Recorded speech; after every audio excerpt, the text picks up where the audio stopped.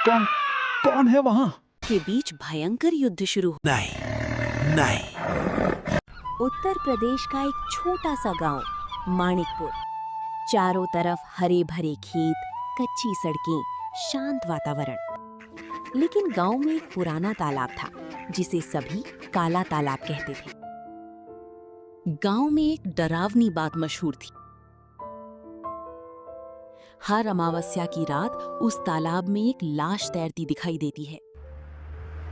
करीब 10 साल बाद शहर से पढ़ाई खत्म करके अर्नव गांव वापस आया। अरे अर्नव, कैसे हो? ठीक हूं काका। पढ़ाई खत्म हो गई, अब सोच रहा हूं गांव में ही कुछ करूं।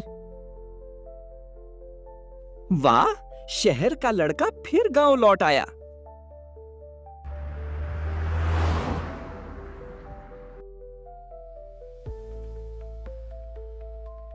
चाय आते ही बातें शुरू हो गई। आज अमावस्या है। काले तालाब की रात। फिर से वही बातें शुरू कर दी। तू नहीं जानता, हर अमावस्या को उस तालाब में लाश तैरती है। जो देखने गया वो सही सलामत वापस नहीं आया। अर्नव हंसकर बात को टाल देता है। फिर घर लौटते समय वो उसी तालाब के किनारे से जाने लगता है। अचानक तालाब से एक डरावनी चीख। कौन है वहां? वो तालाब की ओर बढ़ता है। चारों तरफ अंधेरा, धुंध, ठंडी हवा। अचानक पानी में लहर उठती है और धीरे धीरे एक लाश ऊपर आती है। ये क्या है? डरकर वो भाग कर घर लौट आता है। रात को सोते समय अर्नब को एक भयानक सपना आता है। वो देखता है कि तालाब में वही लाश उसके सामने है। मुझे मुक्त करो। अचानक उसकी नींद खुल जाती है। वो कमरे के चारों तरफ देखता है, कोई नहीं होता। अर्नब फिर से सो जाता है। कुछ देर बाद उसके सपने में फिर वही लाश आती है। मुझे मुक्त करो। अचानक वो उठकर देखता है कि सच में उसके सामने वही लाश है। तुम कौन हो? मैं इसी गांव का एक व्यक्ति हूं। तुम मुझे और गांव वालों को क्यों डरा रहे हो? तुम किस चीज की मुक्ति चाहते हो? एक तांत्रिक ने मेरे जैसे और भी कई लोगों की बलि चढ़ा दी है।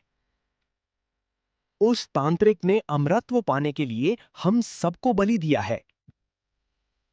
हम सबको मारकर अलग अलग तालाबों में फेंककर एक अदृश्य बंधन में बांध रखा है। ये बात सुनकर अर्नब कुछ देर सोचकर कहता है। तुम्हारी मुक्ति का उपाय? तांत्रिक के पास एक झाड़ू है। उस झाड़ू को मेरी चिता के साथ जला देने पर हम सब मुक्त हो जाएंगे। उस तांत्रिक को मैं कहां पाऊंगा? गांव के पश्चिम दिशा के जंगल में वो रहता है।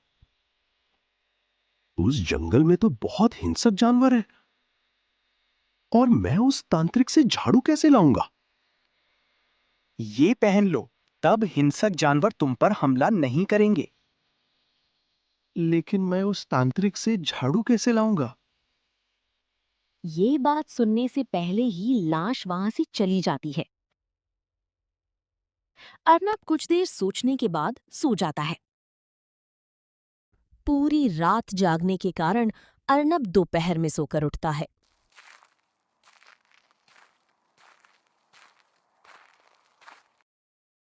दोपहर में वो दोस्तों के साथ बैठने के लिए चाय की दुकान पर गया। क्या हुआ अर्नब? नहीं नहीं काका, बस रात को अच्छी नींद नहीं हुई। ये कहकर अर्नब वहां से उठकर जाने लगा। अर्नब उस तालाब के किनारे वाली सड़क से जाने लगा। तालाब पार करते ही एक भयानक चीख सुनाई देती है। वो घर आकर कल रात की घटना के बारे में गहरी सोच में पड़ जाता है। नहीं नहीं, मुझसे अब ये दर्द सहा नहीं जा रहा है। अर्नब तय करता है कि वो तांत्रिक के पास से झाड़ू लाने जाएगा। सूरज निकलने से पहले ही वो लाश के दिए हुए धागे को पहनकर पश्चिम के जंगल की ओर निकल पड़ता है।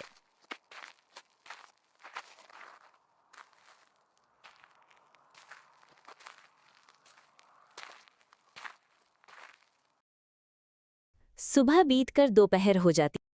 एक तालाब के किनारे अर्नब बैठकर अपना लाया हुआ खाना खाने लगता है। खाना खत्म करके वो तालाब में हाथ मुंह धोने गया। तभी उसकी नजर एक लाल मछली पर पड़ी। इतनी सुंदर लाल मछली? वो मछली को पकड़ने गया।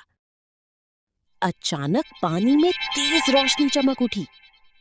मछली धीरे धीरे रूप बदलकर एक जलपरी में बदल गई। तुम कौन हो?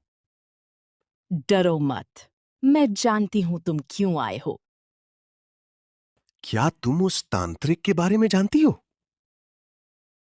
हाँ, उसने सिर्फ इंसानों को नहीं, मुझे भी बंदी बना रखा है। वो कई निर्दोष लोगों की बलि देकर उनकी आत्माओं को इस तालाब में कैद कर देता है। जलपरी ने हाथ उठाया। पानी के अंदर से रोशनी निकलकर एक जादुई हथियार में बदल गई। ये हथियार तुम्हें तांत्रिक के खिलाफ लड़ने में मदद करेगा। फिर उसने मंत्र पढ़ा और जंगल कांप उठा। झाड़ियों के पीछे से एक विशाल बाघ बाहर आया।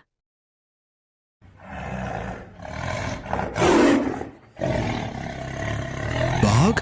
डरो मत, ये तुम्हारा साथी है। ये बाघ तुम्हें तांत्रिक के पास ले जाएगा और युद्ध में तुम्हारी मदद करेगा। अर्नब बाघ की पीठ पर बैठ गया और बाघ दौड़ने लगा।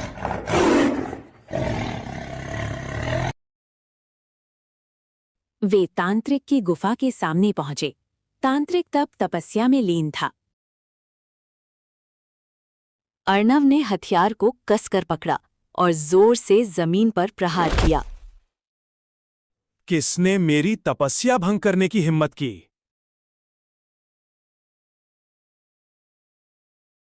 तांत्रिक ने अर्नब के हाथ में मौजूद धागे को देखकर समझ लिया कि वो क्यों आया है।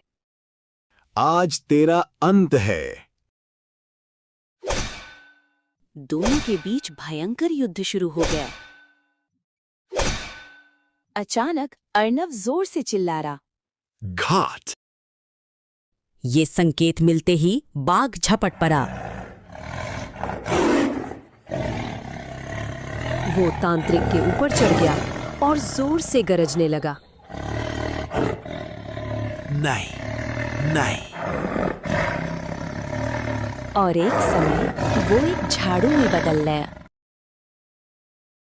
तू ही था वो झाड़ू। अर्नब ने झाड़ू को उठाया और बाघ की पीठ पर बैठकर गांव की ओर चल पड़ा। गांव पहुंचते पहुंचते रात हो गई। जलती हुई चिता तैयार थी। उसने झाड़ू को चिता में फेंक दिया। तालाब से वही लाश बाहर आई और चिता में लेट गई। वो आग में विलीन हो गई।